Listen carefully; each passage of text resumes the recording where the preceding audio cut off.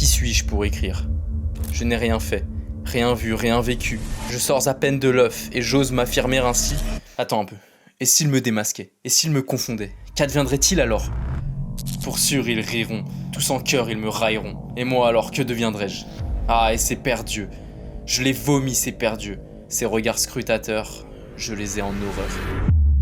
Je voulais pas faire cette vidéo de base.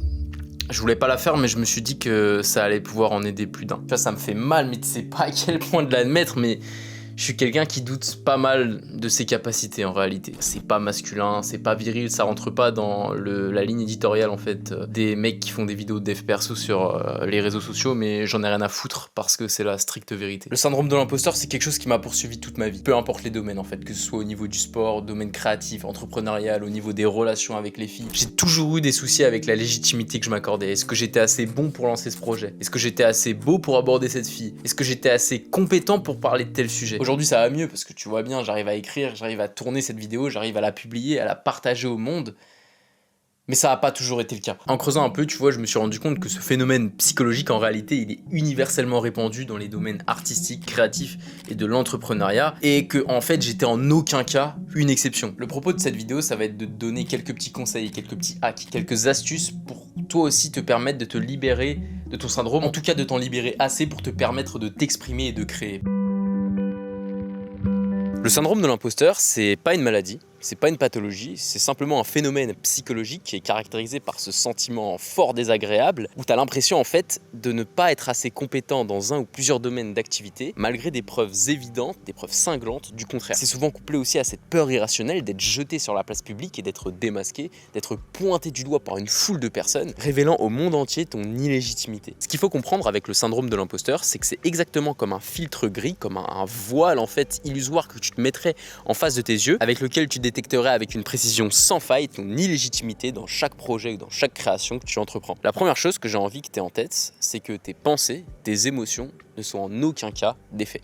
Et pour ça, tu as juste à changer de perspective. Demande à ton entourage, ta famille, tes amis, ce qu'ils pensent de tes créations, ce qu'ils pensent de ce que tu fais au quotidien. Est-ce qu'ils vont être aussi critiques que toi? Est-ce que ton illégitimité va leur sauter aux yeux? Lorsqu'on est victime de ce syndrome, il faut se raccrocher aux faits, à la réalité. Et pour ça, je te conseille de dresser un tableau de tes réussites personnelles. C'est en aucun cas un truc de développement personnel à la con comme des affirmations positives où tu vas dire des choses que tu ne penses pas, tu vas te mentir à toi-même, non. Là, il s'agit d'un exercice où tu vas devoir être honnête intellectuellement envers toi-même. Parce qu'en fait, l'honnêteté, ça marche dans les deux sens. Tu peux pas pointer du doigt tous tes défauts et voir seulement les zones où tu dois t'améliorer. Il faut aussi que tu vois là où t'es bon. Sinon, tu es aussi dans le mensonge vis-à-vis de toi-même. Dans ce tableau que tu peux mettre dans ton ordinateur ou tu peux même l'écrire sur une feuille dans ton journal, tu vas devoir écrire une ligne par jour concernant une de tes réussites. Mais attention, encore une fois, on se raccroche aux faits. Tu sais, moi maintenant, ça fait un bout de temps que je suis dans la création de contenu et plus particulièrement sur YouTube. Il y a des vidéos que je pensais merdiques mais que j'ai quand même fini par publier. C'est pas ça qui manque, hein. Il y en a à l'appel. Et c'est en s'accrochant aux faits en fait, donc là en l'occurrence c'était les commentaires des viewers. J'ai la chance d'avoir une communauté qui échange énormément avec moi. Et je me suis rendu compte que mon illégitimité, c'était seulement une construction mentale que je m'étais faite dans ma tête. La vérité c'est que j'entretenais un dialogue interne, un self-talk qui me desservait totalement et qui était pour le coup très éloigné de la réalité. Donc toutes les petites preuves que tu as au quotidien, collectionne-les, écris une ligne par jour dans ton tableau des réussites parce que l'image que tu as de toi, peu importe ce que tu veux obtenir sur le long terme, elle est super importante. Ce syndrome de l'imposteur, il n'a pas que des côtés négatifs. En vrai, il possède même un avantage concurrentiel qui est extrêmement conséquent. Donc si tu en es victime, pas de panique, tu peux t'en servir pour la bonne cause. Le fait que tu ne te sentes jamais légitime et que tu te sous-estimes par rapport à tes réelles compétences, ça va provoquer une hausse des exigences envers toi-même, ce qui va entraîner infailliblement un besoin toujours plus sérieux d'apprendre de nouvelles compétences et de monter en skills. Ce syndrome de l'imposteur, il te condamne à une soif d'apprendre que tu ne pourras pas étancher. Et moi, c'est en ça que réside ma force en réalité. Je suis assez perfectionniste, j'essaye de travailler dessus parce que sinon je publierais aucune vidéo, j'écrirais rien du tout, mais c'est aussi ce qui me permet de m'améliorer sans cesse et de proposer un contenu qui, selon moi, est qualitatif, un minimum en tout cas. Et peut-être qu'en adoptant ce comportement de l'éternel étudiant, ça me permettra de dépasser en termes de compétences et de talent un génie confiant. Ou peut-être pas. Mais dans tous les cas, si toi aussi tu partages ce syndrome de l'imposteur avec moi, comporte-toi en éternel étudiant, ne cesse jamais d'apprendre et de t'améliorer.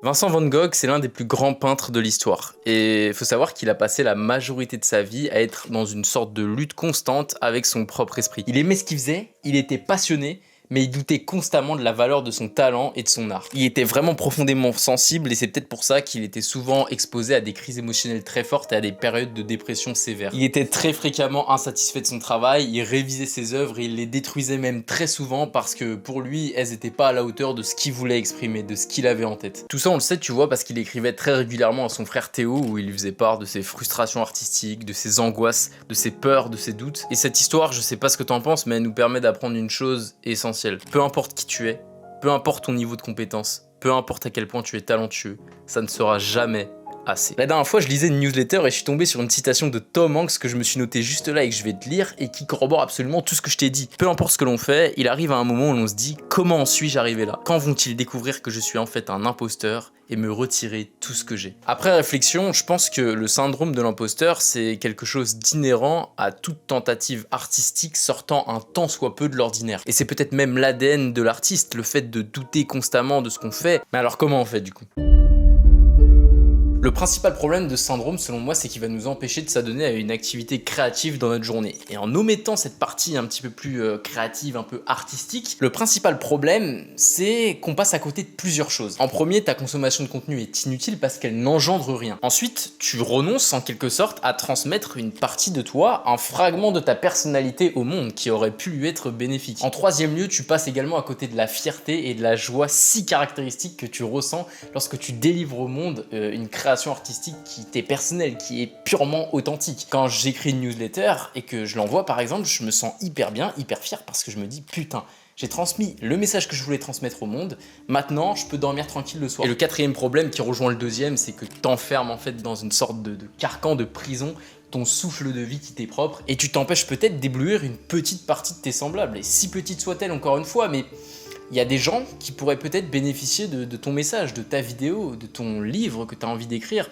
de ta conférence que tu as envie de faire, peu importe quelle forme ça prend. En prenant part à cette grande danse créative, l'artiste prend ce risque audacieux de montrer qui il est à l'intérieur de lui à l'humanité tout entière. Il projette ses idées, ses émotions, ses sentiments, ses pensées, ses réflexions, sa vitalité et son être au monde qui l'entoure. Il y a quelques mois, quand je faisais encore du contenu axé sur le street, j'ai publié ma première formation, mon premier produit digital, après des mois et des mois de questions, de doute et d'incertitude. J'étais dans le brouillard complet parce que je me sentais pas légitime de faire ce produit. Et au final, après des heures et des heures de charbon et de travail sur moi, je l'ai publié et elle a été admirablement bien accueillie et on a fait 9800 € de chiffre d'affaires en une semaine.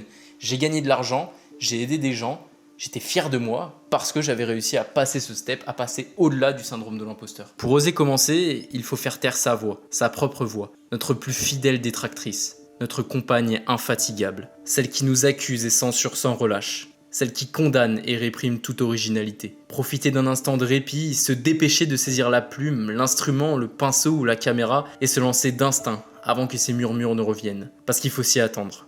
Ils reviendront encore et toujours, intarissables qu'ils sont, et il faudra alors apprendre à composer avec. Ou pour être plus exact, à jouer avec, parce que c'est ça être un entrepreneur ou un artiste. C'est embrasser le doute lors de la création, lors du lancement de ton projet. Pour moi, c'est ici que réside le triomphe de l'artiste. Lorsque le créateur, malgré sa respiration hésitante et ses mains tremblantes, parvient malgré lui à peindre sa toile, et encore mieux, à l'exposer au monde, alors je crois que oui, tout est accompli. Pour moi, lorsque tu ne t'exprimes pas au monde, lorsque tu n'exprimes pas ton unicité, ton originalité, tu passes peut-être à côté d'une mission essentielle qu'on a tous sur cette terre. Pour moi, nous sommes faits pour créer, alors peu importe l'activité que tu choisiras, que ce soit la vidéo, l'écriture, le jardinage, la cuisine, la peinture, on s'en fout, la musique. Lance-toi sans être prêt, ose t'exprimer, ose créer à ta manière et continue d'avancer, surtout sans relâche, parce que chaque pas, même s'il est hésitant, va te rapprocher de ce que tu recherches en fait.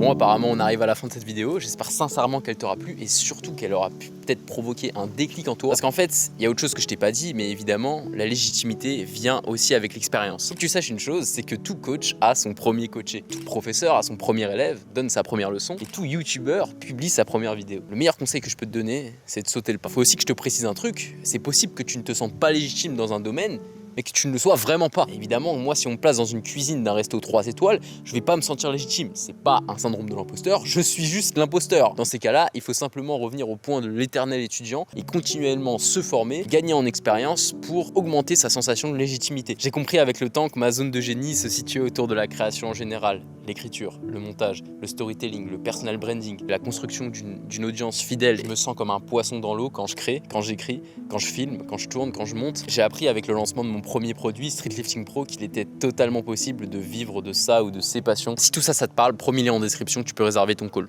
En attendant, porte-toi bien, ose créer, ose t'affirmer. Même si tu te sens pas encore totalement légitime, ça viendra avec le temps, je te le promets, c'était mon cas aussi au début quand j'ai commencé.